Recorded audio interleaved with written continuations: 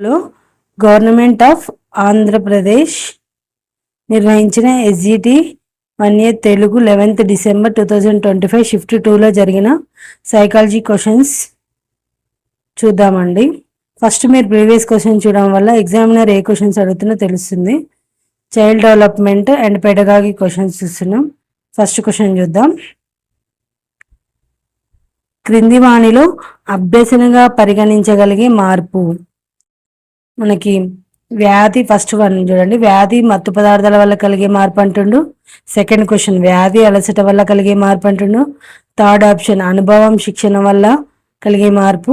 Fourth one అలసట మత్తు పదార్థాల వల్ల కలిగే. మనకి అభ్యసనం ఎప్పుడైనా కూడా అనుభవం శిక్షణ వల్ల కలిగే మార్పే వస్తుందండి. Third one is the right answer. మీకు నా వీడియో స్లో అనిపిస్తే మీరు సెట్టింగ్స్లోకి వెళ్ళి స్పీడ్ 1.25 కానీ 1.5 పెట్టుకొని చూడండి. ఫాస్ట్గా వెళ్ళిపోతుంది వీడియో. ఓకేనా, నెక్స్ట్ క్వశ్చన్కి వెళ్దాం.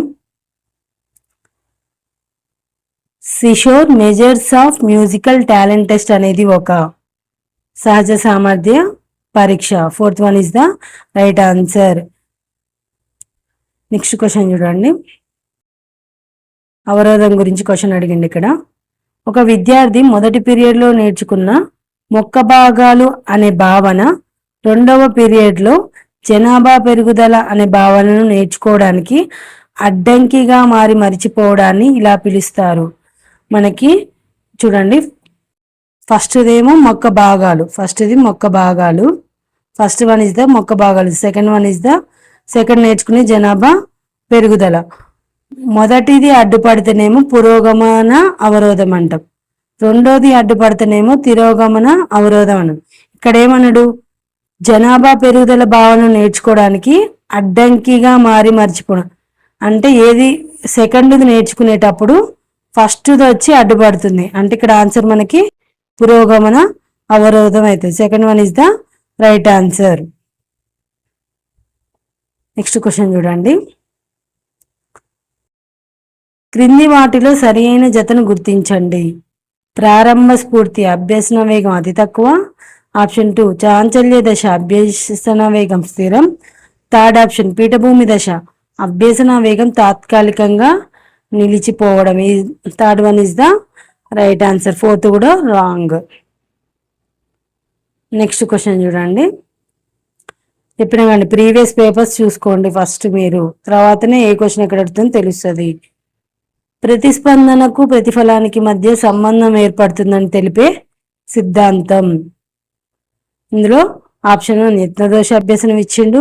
ఆప్షన్ 2 కార్యసాధక నిబంధన సిద్ధాంతం. ఆప్షన్ 3 శాస్త్రీయ నిబంధన సిద్ధాంతం.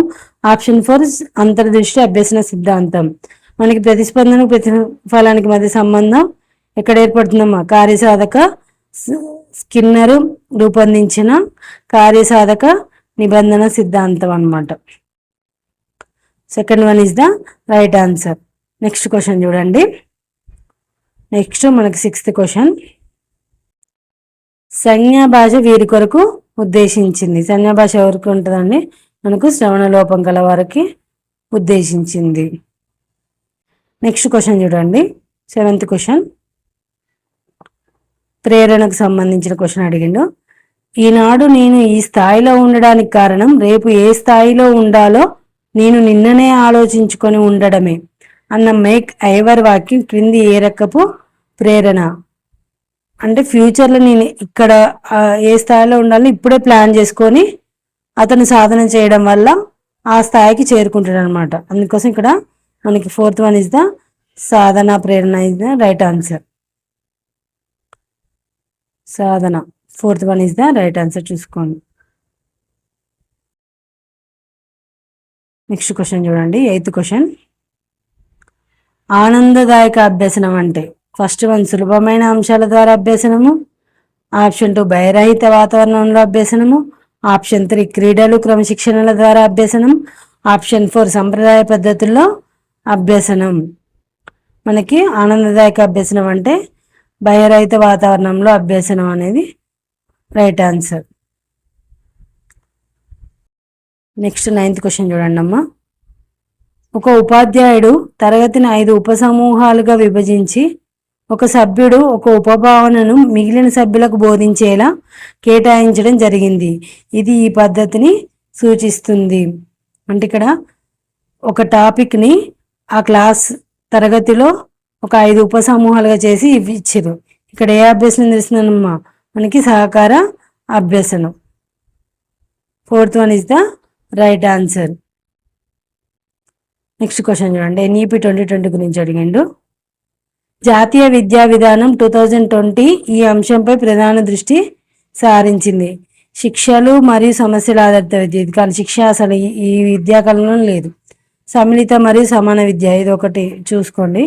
నెక్స్ట్ థర్డ్, వేరు చేసే మరియు పోటీ ఆధారిత. వేరు చేసే అనే పదమే రాంగ్ అండి. NEPలో అసలు లేదు. ఇప్పుడు ఉన్న కదా. ప్రత్యేక మరియు వివక్షత, అసలు వివక్షత అనే పదమే రాకూడదు విద్యార్థులు.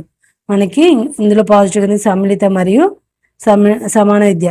సమ్మిళిత విద్య అంటే కొంతమందికి తెలియదండి. సమ్మిళిత విద్య అంటే అన్ని రకాల పిల్లల్ని, అంటే వికలాంగుల పిల్లల్ని, సాధారణ విద్యార్థులను అందరినీ కలిపి ఒకే తరగతిలో బోధించడాన్ని మనం సమ్మిళిత విద్య అంటాం. ఈ NEP 2020 సమ్మిళిత విద్యకే ఎక్కువ ప్రాధాన్యం ఇచ్చింది, గుర్తుపెట్టుకోవాలి. నెక్స్ట్ క్వశ్చన్ చూద్దాం. NCF కింది పద్ధతి NCF 2005కి ఆధారం. మనకు ఫస్ట్లోనే ఉందండి ఆన్సర్. నిర్మాణాత్మకవాదం, కన్స్ట్రక్టివ్ అప్రోచ్కి ఎక్కువ ప్రాధాన్యం ఇచ్చింది. నెక్స్ట్ క్వశ్చన్ చూడండి. మకరింకో యొక్క విద్యాతత్వం కింది వాదంతో సారూప్యత కలిగి ఉంది అని అంటుండు. ఇది ఫస్ట్ వన్ ఏంటండి, సాంఘిక నిర్మాణాత్మకత దానికి సారూప్యత కలిగి ఉందండి. నెక్స్ట్ క్వశ్చన్ చూడండి. 13th question. National early childhood care and education పాలసీని రూపొందించిన సంవత్సరం. NECCEని ఎర్లీ చైల్డ్హుడ్ కేర్ సెంటర్ని ఎర్లీ చైల్డ్హుడ్ కేర్ ఎడ్యుకేషన్ పాలసీని ఎప్పుడు రూపొందించినట్టే మనకి 2013లో. ఇంపార్టెంట్ బిట్ అండి, గుర్తుపెట్టుకోవాలి. నెక్స్ట్ క్వశ్చన్ చూడండి. ఓపెన్ లెర్నింగ్ ప్లాట్ఫామ్ నందు SPOC పూర్తి రూపం. ఇది ITC నుంచి ఇన్ఫర్మేషన్ కంచి, అంటే థర్డ్ ఆప్షన్ గుర్తుపెట్టుకోండి, self paced online courses. Next question. ఇది క్లిష్ట పరిస్థితులలో వెనుకకు మరలే మానసిక చేతన స్థితిని ప్రదర్శించే రక్షక తంత్రం. క్లిష్ట పరిస్థితులు వెనుకకు మరలే అంటే ప్రతిగమనం అనేది రైట్ ఆన్సర్. నెక్స్ట్ క్వశ్చన్ చూడండి. ఇది నేర్చుకున్న పనిని మళ్ళీ మళ్ళీ చేసే సామర్థ్యం, అంటే స్మృతి.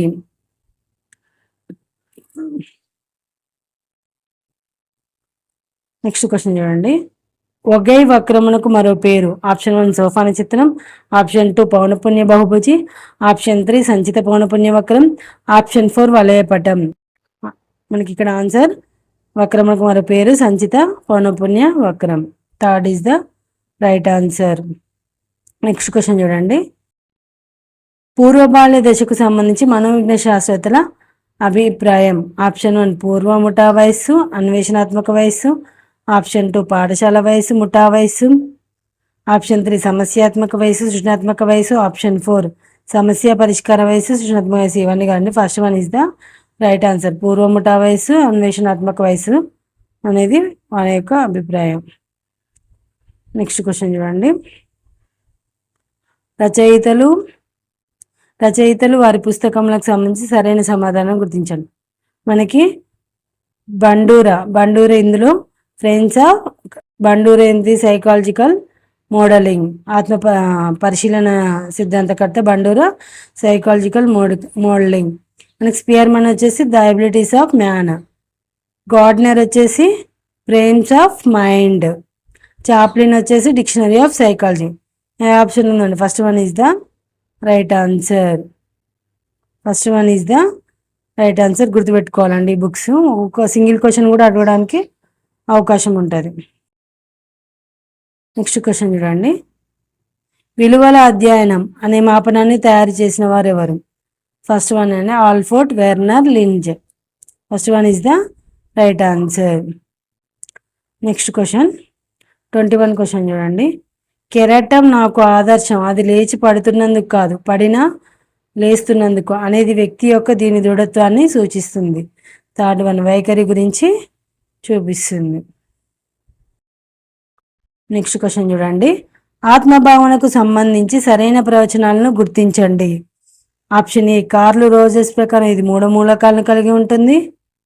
ఆప్షన్ బి క్యూ స్టార్స్ను ఆత్మభావన మదింపుకు ఇస్తారు. 2 right and A comma B is the correct answers. Fourth one is the right answer. చూడండి.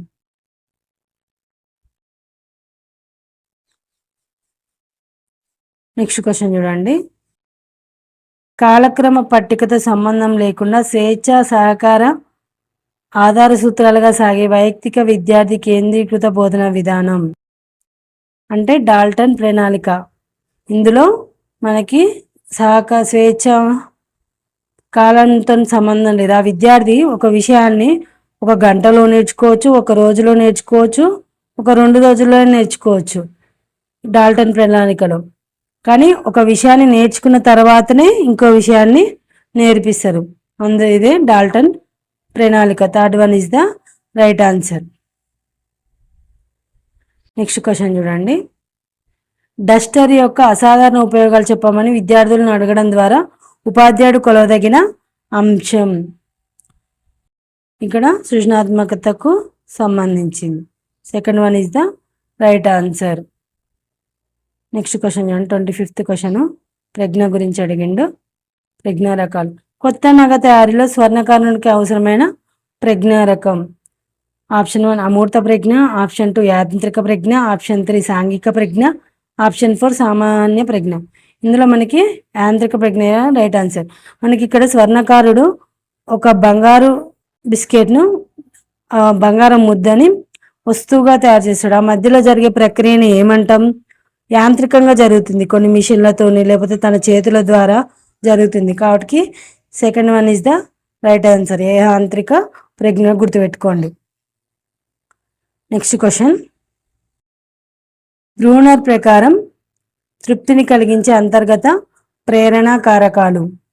ఆప్షన్ 1 అభ్యసన కాఠిన్యత, తెలిసిన విషయాలు, పెరుగుదల, వికాసం. ఆప్షన్ 2 కుతూహలం, ఉత్సుకత, అభ్యసన పట్ల ఆసక్తి, సమస్య పరిష్కార మార్గం. ఆప్షన్ 3 ఉత్సుకత, పరిణతి, సమస్య పరిష్కారం, అభిరుచి.